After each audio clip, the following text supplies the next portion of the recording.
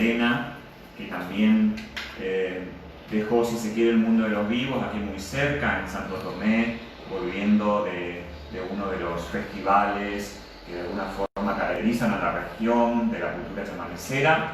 Ya hace un tiempo atrás, muy joven ella, nos abandonaba, pero continuaba vigente. Fíjense aquí lo importante, su voz sigue vigente en estas interpretaciones maravillosas sobre la cultura regional, en este caso Lunita del Tarahui, ¿no?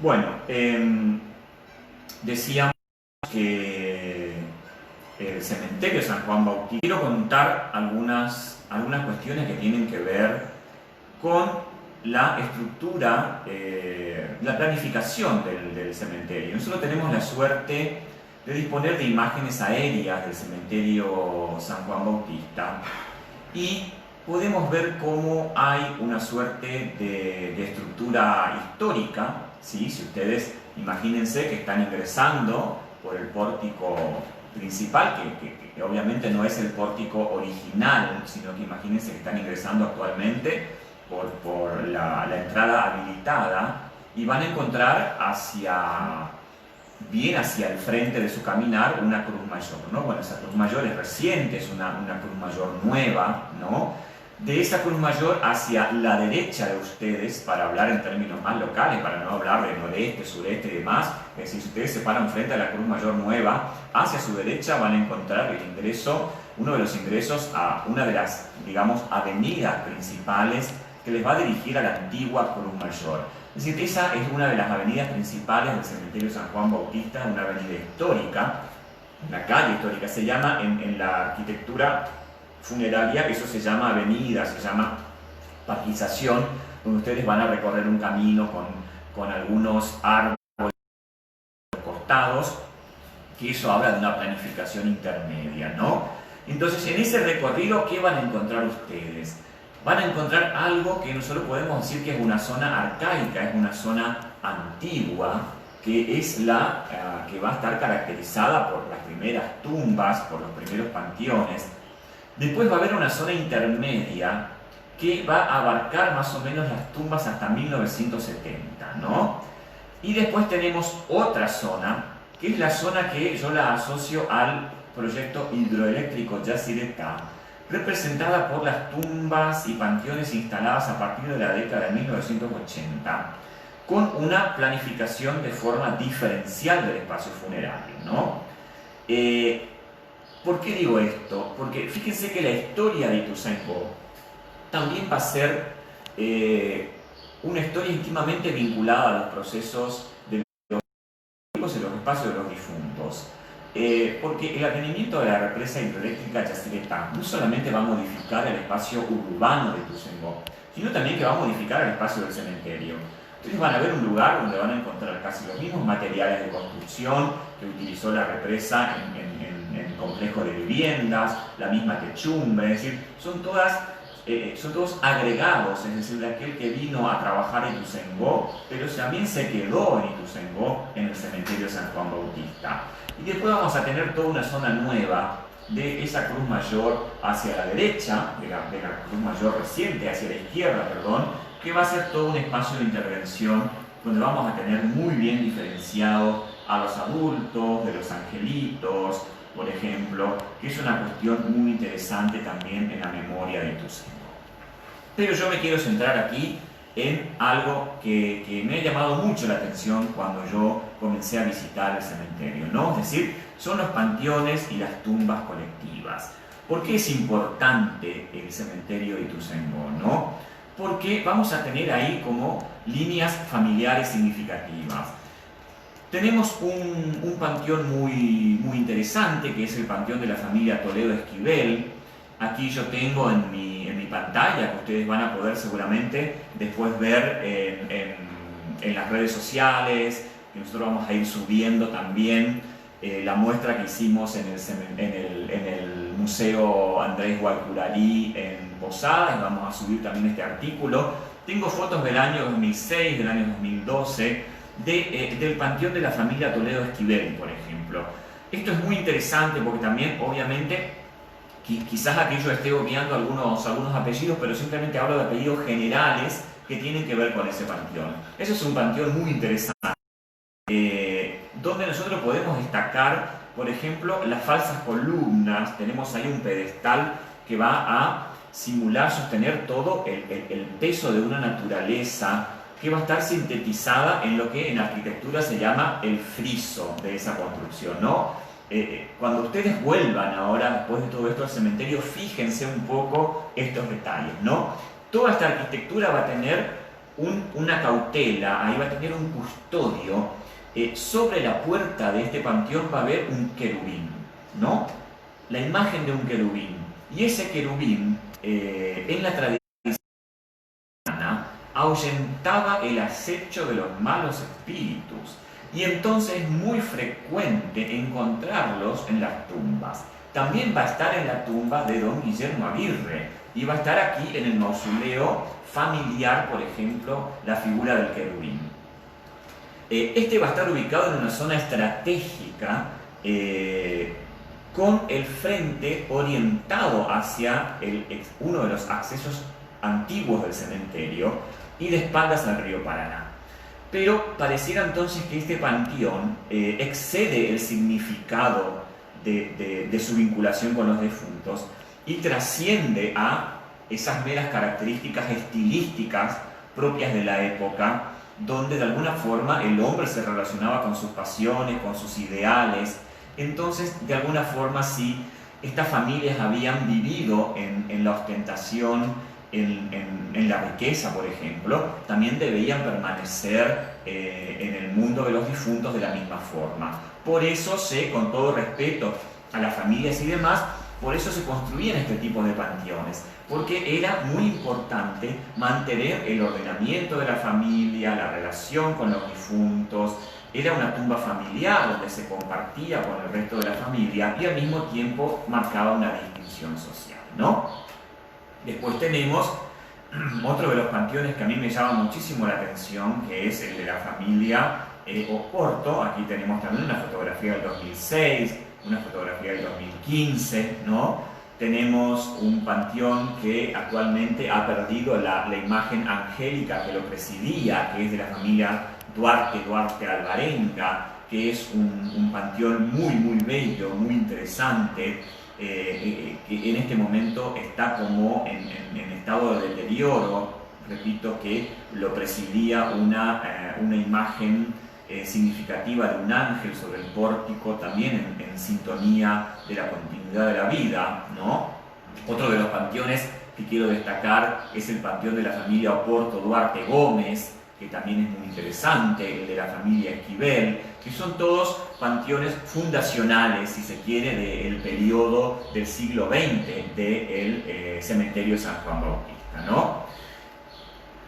Que en esto nos vamos a detener de forma significativa. Obviamente que hay muchísimos otros detalles que no nos da el tiempo aquí para trabajarlos, pero que los tenemos presentes y vamos a ir dialogando.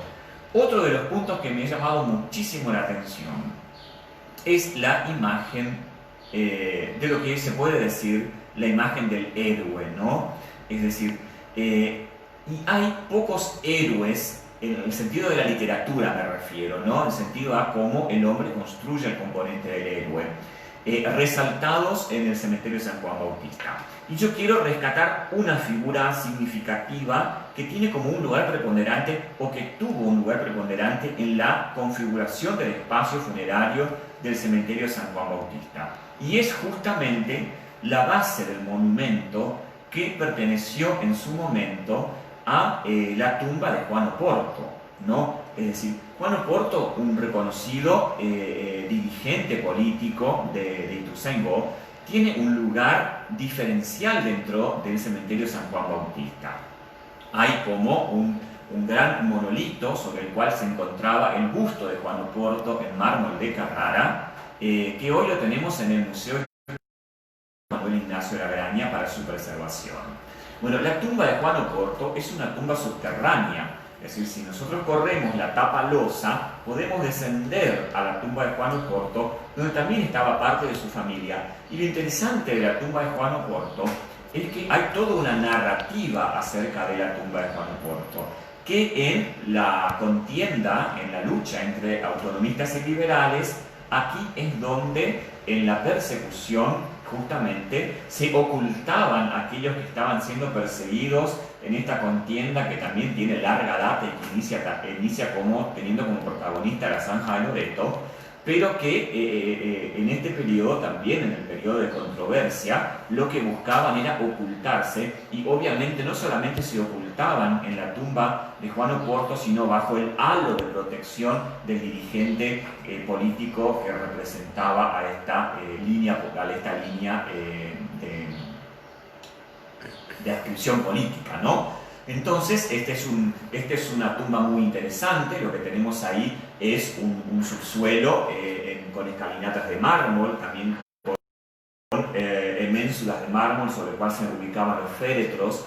Tenemos cuatro pedestales que en su momento se encontraban unidos por gruesas cadenas de hierro que no permitían el acceso directo, por ejemplo, al monolito. Tenemos el monolito y luego teníamos sobre él el busto.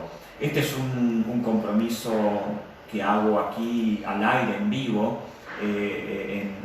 un compromiso de la Coordinación de Educación y Cultura en ver cómo poner en valor este espacio. Hago un llamamiento también a todos los interesados, obviamente con total respeto a sus familiares, a sus líneas familiares vigentes, y me pongo a disposición para poner en valor este espacio, para limpiar el mármol, para volver a blanquearlo, para que esto vuelva a ser algo para poder contemplar, porque en términos artísticos y en términos de producción de monumento funerario es muy interesante a tener en cuenta para Ituzaingó. Imagínense que estamos hablando de un busto de mármol de Carrara, que algunas fuentes dicen que el busto de Juan Oporto fue hecho por el mismo autor que hace los bustos que se encuentran en la Sociedad Italiana, en Corrientes Capital, donde por ejemplo tenemos ahí la obra de Garibaldi y otros representantes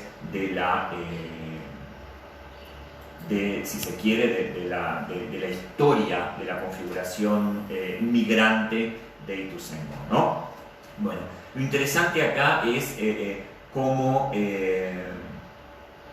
toda esta dimensión de la arquitectura funeraria nos pone un interrogante, es decir, una necesidad, si se quiere, de reconocer que es imposible durar sin desgastarse, ¿no? Que es imposible ser eterno. Entonces era de alguna forma necesario permanecer en el busto, permanecer en el monumento, permanecer en el recuerdo, ¿no? Entonces, mientras uno envejece, deja descendencia o no, deja recuerdos o no, mientras el mundo que nos rodea se transforma, fíjense que estos monumentos y estas relatorías y estos lugares también están envejeciendo y deteriorándose, pero siguen vigentes y nos preexisten, ¿no? De alguna forma es donde, aquí digo con sentido también muy profundo, que lo que justamente la muerte va a manifestar es la separación del hombre de la vida, pero al mismo tiempo va a ser un umbral hacia el mundo de lo sagrado, va a ser un umbral hacia un nuevo mundo. Y aquí el estatus social del difunto es muy importante, ¿no? Y no digo estatus social en el sentido de si tengo más dinero o menos dinero, estatus en el sentido de el lugar que yo ocupaba en las relaciones con la comunidad y con los otros. Tenemos que tratar de preservar el estatus social de nuestros difuntos, de preservar la memoria del cementerio de San Juan Bautista, de preservar su de ser y de alguna forma entender que el cementerio de San Juan Bautista era parte de la historia de Ituzaingó, como acertadamente el Consejo Deliberante acepta esta invitación en el año 2014 y emite la Declaración Municipal número 019, repito, firmada por el señor Jorge Andrés Brunel como presidente y Galeano Marisa como secretaria, donde declara de interés cultural y patrimonial el acervo sociohistórico y la memoria del cementerio de San Juan Bautista. Es decir, no solamente su arquitectura, su iconografía antropomorfa, zoomorfa, religiosa, sino también todo lo que la gente siente, hace y vive en relación a este espacio que debe ser preservado, cuidado y mantenido, ¿no? Con todo el esfuerzo que esto implica. Estamos haciendo grandes esfuerzos para el rescate de su memoria y su historia. Ya anterior, del año 2014, nos habla de que este pedido ha sido atendido y de alguna forma hacemos eco al artículo 74 de la Carta Orgánica acerca de la preservación de la memoria, y el cementerio es un lugar muy importante para todos los ituzaingreños. Les agradezco haberme acompañado. Estamos ya todos casi preparados en nuestro transitar libertario hacia el Museo Manuel Ignacio Lagraña para las 11:30 hacer la siembra del Sarandí histórico. Un gran abrazo a todos los oyentes. Nos estaremos viendo el martes que viene de 9 a 10 de la mañana. Espero sus sugerencias, sus comentarios. Seamos solidarios con el vecino, cuidémonos entre todos. Que Dios, la forma que tenga para cada uno, no importa, los bendiga, los cuide y de alguna forma nos proteja como comunidad. Gracias y gracias por recibirme en su casa, en su auto, en su patio. Nos estaremos viendo. Soy César Iván Bondar, desde la Coordinación de Educación y Cultura. Un gran abrazo a todos.